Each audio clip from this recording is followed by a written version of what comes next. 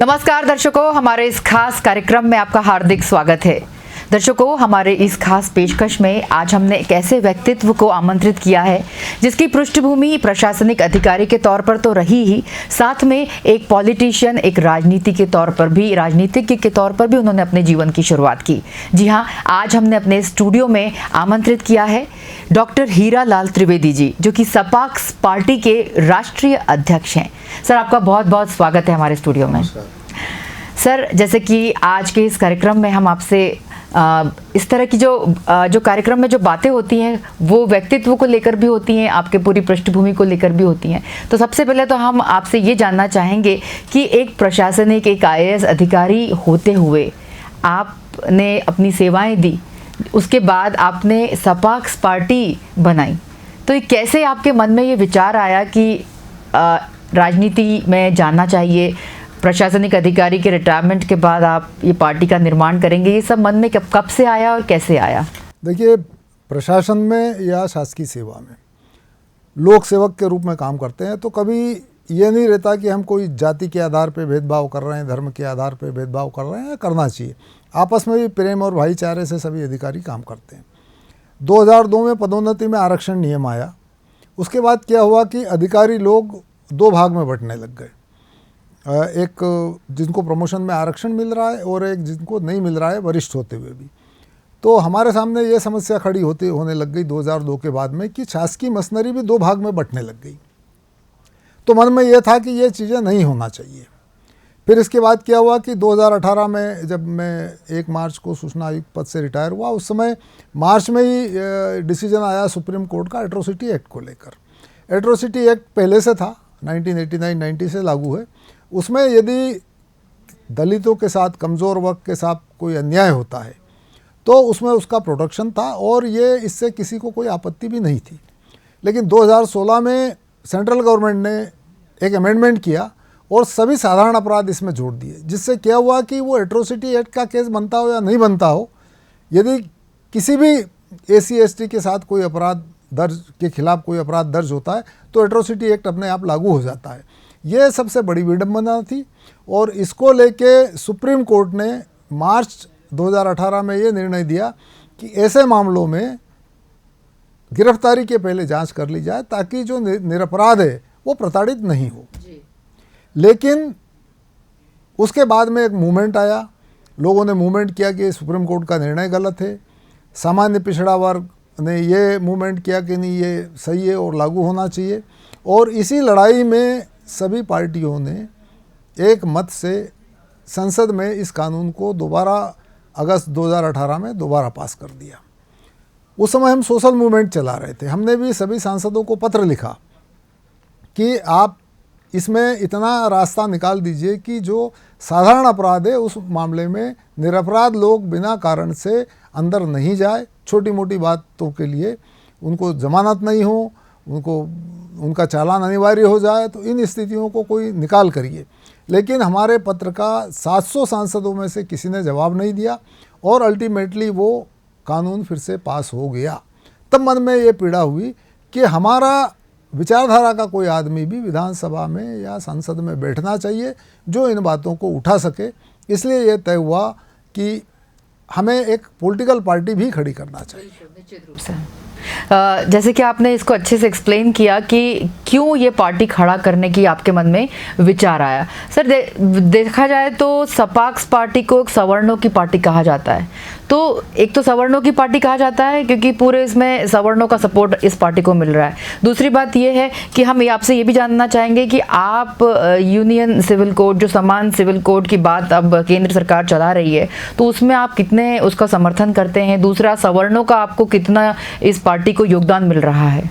देखिए, ये पार्टी सवर्णों की पार्टी कतई नहीं है, क्योंकि हमने इसमें जो आंदोलन जो किया था वो एट्रोसिटी एक्ट के खिलाफ या पदोन्नति में आरक्षण के खिलाफ, इसमें पूरे देश का सामान्य वर्ग, पिछड़ा वर्ग और अल्पसंख्यक वर्ग, जो इस देश की कुल आबादी का 78% है, उन 78% लोगों का अहित न हो। इसका मतलब ये नहीं कि हम 22% के साथ अहित चाहते हैं, 22% का भी हित हो, लेकिन इन 78% लोगों के साथ अन्याय नहीं हो। इसके लिए ये सपाक्स पॉलिटिकल पार्टी हमने बनाया।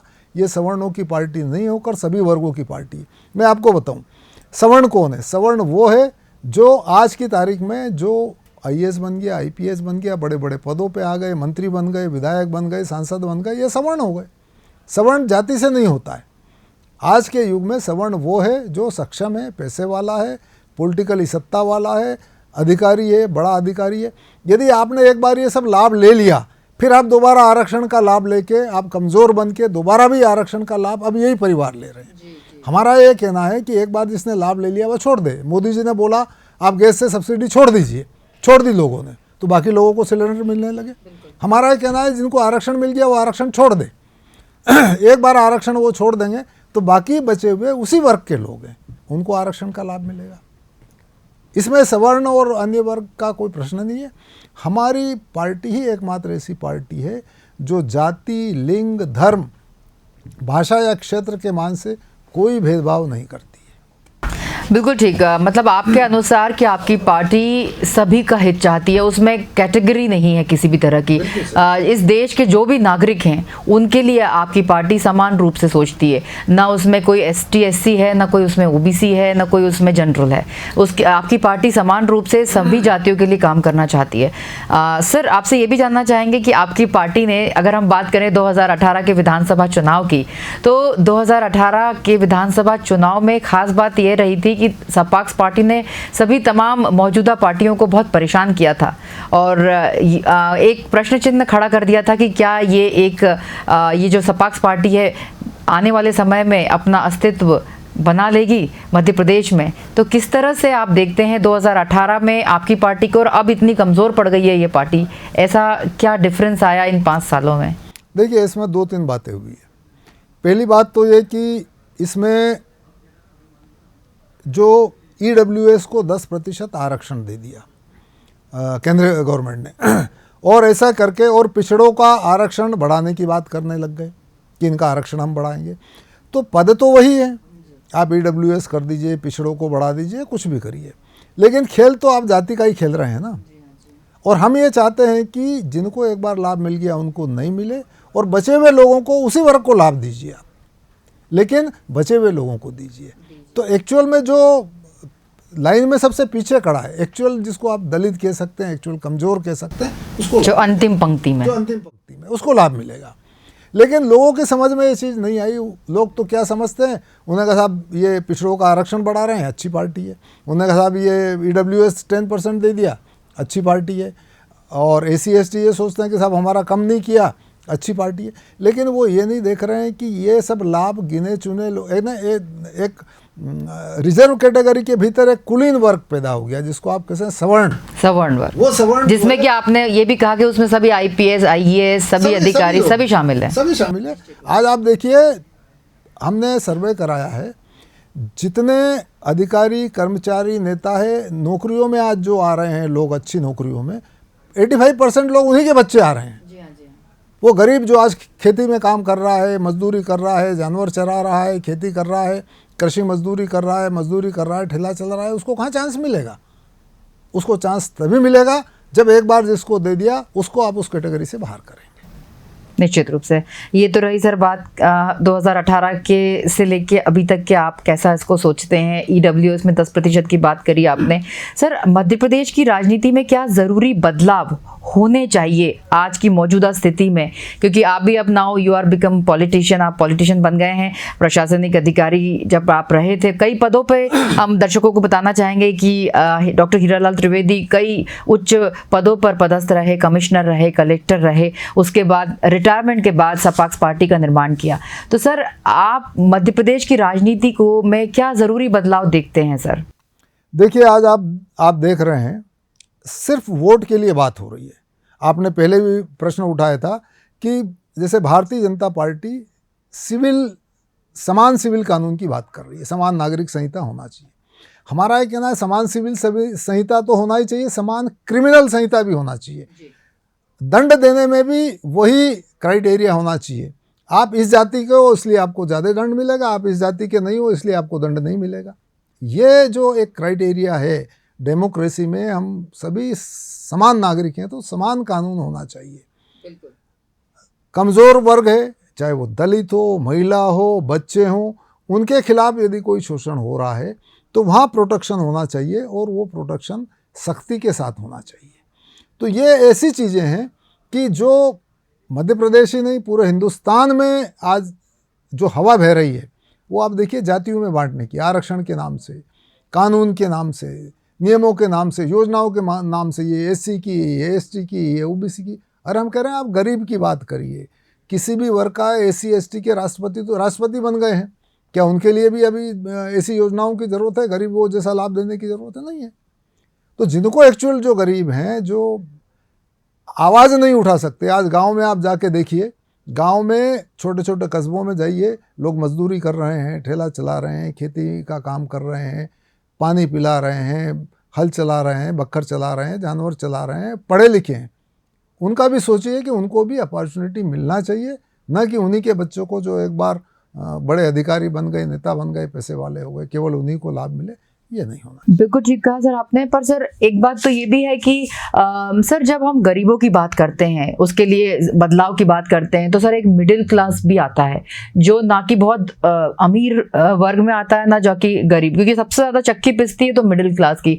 तो सरकार मिडिल क्लास को बिल्कुल टारगेट नहीं करती है, या तो बात करती है निचले स्तर पर या बात करती है सबसे ऊंचे वाले स्तर पर बीच के जो लोग चक्की में पिस जाते हैं, जो कि अपना जीवन यापन करने के लिए बहुत जद्दोजहद कर रहे हैं, उनके लिए भी सरकार कुछ नहीं सोच रही है, ऐसा आपको लगता है?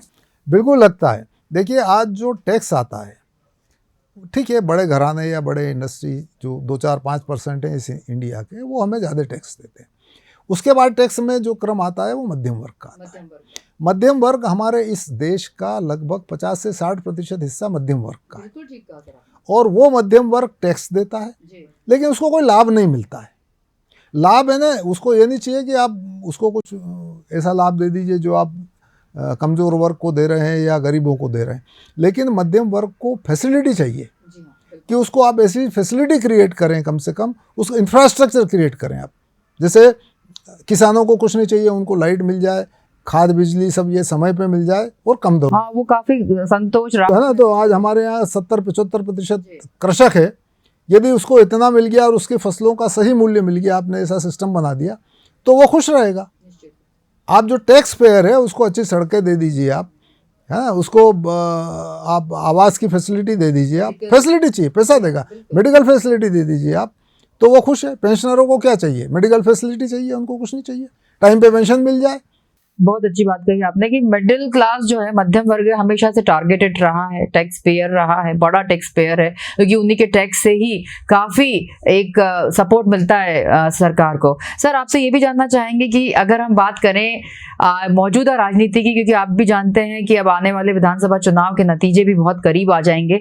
सर जो मुफ्त की रेवड़ियाँ बांटी जा रही हैं, सर मैं बहुत ही महत्वपूर्ण प्रश्न आपसे जानना चाहूँगी इसका उत्तर, कि मुफ्त की रेवड़ियाँ, तो चाहे हम बात करें भारतीय जनता पार्टी की, चाहे कांग्रेस की, मुफ्त की रेवड़ियां, और अगर बात करें मध्य प्रदेश की जनता की तो 50,000 प्रति व्यक्ति कर्ज हो रहा है।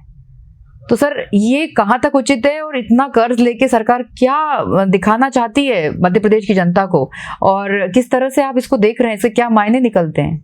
देखिए, बीजेपी सत्ता में आई कांग्रेस पर करप्शन चार्ज लगा के, आप पार्टी भी बनी थी करप्शन के खिलाफ।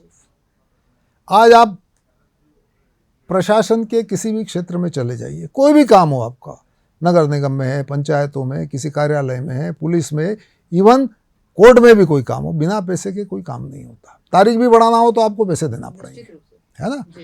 तो करप्शन हमारा इतना फैल गया है, जो पार्टियां करप्शन के नाम से आई थी उन्होंने भी करप्शन खत्म करने के लिए कुछ नहीं किया। यदि चाहे तो ऐसा सिस्टम बन सकता है कि करप्शन की कोई गुंजाइश ही नहीं रहे। करप्शन के बिना पार्टी ही नहीं रहेगी, ये आप करेक्ट। तो पहले बीजेपी कांग्रेस पे आरोप लगाती थी कि ये सबसे अधिक करप्ट है। जब बीजेपी के नेता करप्ट हो गए तो उन्होंने एक नया तरीका निकाल लिया, जनता को करप्ट कर दो आप। आज मध्य प्रदेश में ये हालत है कि कुछ अपवाद 5-10% परिवार छोड़ दो, 20%, तो पूरी जनता को सरकार ने करप्ट बना दिया। उन्हें लाडली बहना के नाम से आप ये लीजिए, लाडली लक्ष्मी योजना तो अच्छी थी, खैर एक बहनाओं बच्चों को दी जाती थी, लेकिन किसी न किसी बहाने आप क्या है कि बहन को ये दिया तो बहनों को जूते चप्पल या कुछ उन्होंने बांटा, और आज इन्होंने कहा कि हम 1000 देंगे तो कांग्रेस ने बोला हम 1500 देंगे, तो इन्होंने कहा कि हम भी बढ़ाएंगे 1250 कर दिया, बोले हम भी 3000 तक ले जाएंगे, तो कांग्रेस बोल रही है हम भी 3000 तक ले जाएंगे। तो ये सब क्या है?